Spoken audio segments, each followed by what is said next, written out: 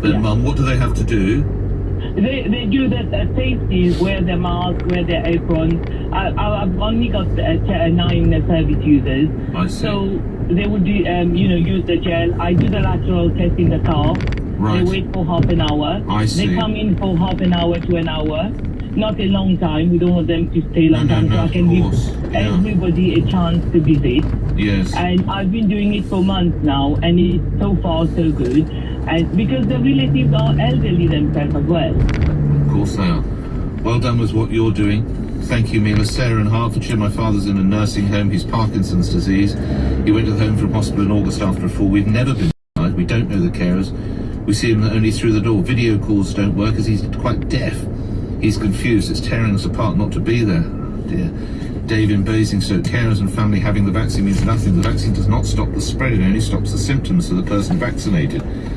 It does seem a good idea, though, what Mila is doing, of course, those tests, and we might come back to that. Well, Ford announced it today, this week. Volvo, some months ago, phasing out the internal combustion engine, or effectively going all electric. But this is a headline from What Car magazine. Charging your electric car is as pricey as a tank of petrol. Motorists face having to pay up to £41 to charge an electric car. Amid warnings the most expensive public charge points can cost almost as much as a tank of fuel. Research published by What Car showed those figures. Will this check the drive then? Amanda Stratton, broadcaster and sustainable motoring expert. What do you think? What is the reality then? If you get it wrong, you charge at the wrong spot, can you pay as much as a tank of fuel? Good morning. Morning to you. Well, look, it's no question that if you're higher, I think the reality is in their workplace, or perhaps even market or gym or some sort of destination, the top-up charging that I think we're going to be looking at in these types of charges are going to be more expensive, and I think it's just after the course they're going to be more expensive. And of course, as we see this rollout of chargers coming across the country into these very busy places, we know that there's, the private companies who are behind it all have to make some sort of return on this. Amanda, you're an expert in this field. Are you A, surprised it's taken other manufacturers so long to go all electric, or are you B, surprised they're going at such a rate? Which is it for you? Well, I think it is a bit of both, really. Look, this Ford announcement's come hot on the heels of the JLR announcement earlier in the week, as you mentioned. Ford have been very slow, really, to adopt this technology. They sell more cars in the UK than any other manufacturer, and so far to date, they only launched their Mach-E last year. Right. Really, so a very slow adopter of this technology. The fact that they're now going all guns blazing is obviously great news. I don't think it's going to come as any resistant to this technology, and again, Ford sell more cars than anybody else, than any other manufacturer, so this is also going to help force the adoption for even those who are resistant to it. And just out of interest, why not hybrid? Why would it? Noting that there are hybrid models available, but it does seem the march or the charge or the drive is towards all electric. Hybrid would seem to be sort of a bit of both worlds, or am I totally and utterly wrong there? Hybrid is the best of both worlds.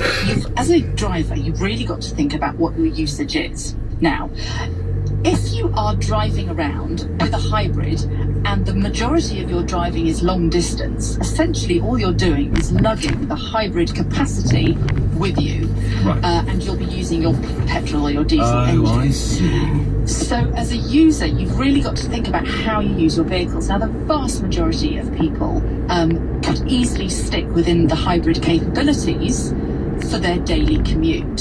So the hybrid capability is really for those long journeys. Having said that, of course, the government announcement is that hybrid is going to be banned as well. But at the moment, hybrid is just this useful stepping stone for people who want to move electric, but haven't really, the charging infrastructure they maybe feel isn't quite up to their needs yet. So hybrid is a difficult one. It obviously comes with a lot of benefits. And there are obviously cons to it as well. I'm just thinking, lastly, charge points. Are there enough charge points? You get caught halfway up the A1 or whatever it might be. Are there enough currently charge points? That's the worry, briefly.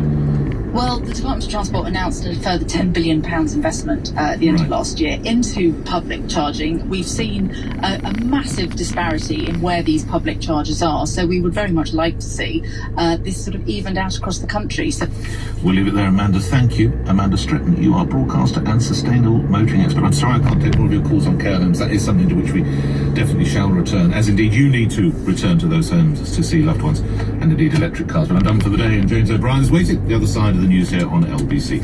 I'm going to be back with you tomorrow morning from 7. Meantime, stay safe. Thank you, Nick. The time is approaching 10 o'clock, and if you routinely switch off at this point because you can't bear the snowflakery and wokeness of this programme, then stick around, because you're not going to hear much from me today. We have the Mayor of London joining us shortly. Book your place now on the pristine switchboard with whatever question you would like to put to him, 03456060973. Then I'm going to take Keir Starmer's speech in its entirety, something I don't always do, but there is a sort of growing sense, I think, that he might just be beginning to slip through his hands, and this speech offers an opportunity for him to clench his fists, if you like. And then it's Thursday, and all things being equal, we can have some fun with Mystery. On your radio, on Global Player, and Play LBC. leading Britain's conversation. This is LBC. From Global's newsroom at 10 o'clock, the Care Minister, Helen Whately, has suggested plans for more normal visits with elderly relatives could be set out next week. Boris Johnson's due to announce a roadmap for the easing of England's lockdown restrictions on Monday. Many care home residents have had limited contact with their families for almost a year. Ms Whately says visitors will still be expected to wear protective equipment to limit the spread of COVID-19. What I want to do as we come out of the national lockdown is also increase the amount of visiting. I don't see that we have to wait for the second vaccination dose. I want us to open up sooner than that. Researchers tracking the coronavirus in England say there's been a major fall in infections during the lockdown. Figures from the Imperial College REACT study suggest cases have dropped to around 1 in 200 people and are halving every 15 days. Infections remain high, similar to levels seen in the early autumn. Sir Keir Starmer is due to set out Labour's vision for the future in a speech this morning. He'll use the address to say the pandemic has shown the need for a bigger role for the government in the economy. Sir Keir will also call for an extension of support for firms. Shadow Chancellor Annalisa Dodds says there can't be a return to business as usual. We've seen incredible national spirit during this crisis, and we need to build on that for the future. You know, our country's got so much potential. Clearly, we've had a very, very hard time over the last few months, but we must ensure that we have a more secure future together, one which makes much better use of that potential. The government says it's offered a comprehensive support package for businesses. Voters will reportedly be required to bring photo ID when casting their ballots in elections from 2023. The Telegraph says the policy is part of an electoral integrity bill, which will form part of the Queen's speech this spring. Acceptable proof of identity could include passports, bus or library cards. And the Lawn Tennis Association says it's cautiously optimistic fans will be able to attend its summer tournaments. The grass court season was cancelled this year, with Wimbledon called off for the first time since the Second World War. It's due to return this summer, along with warm-up events at Queen's, Birmingham, Eastbourne and Nottingham. In the city a short time ago, the FTSE 100 was down 11 at 66.99. The pound buys $1.39 and €1.15. And the weather, rain moving eastwards, followed by sunshine and scattered showers. More persistent rain and some hill snow in the northwest. Windy and feeling quite mild, a high of 11 Celsius. From Global's newsroom, I'm Thomas Watts. From the case files of Miss Maureen 118212. You know, the life of a telephone detective is never dull. 1 minute you might be called by a lady from Luton looking for a lighting shop. The next it might be a gent from Darrow who just needs a jeweller. Whatever the number you need is Maureen 118212. Maureen!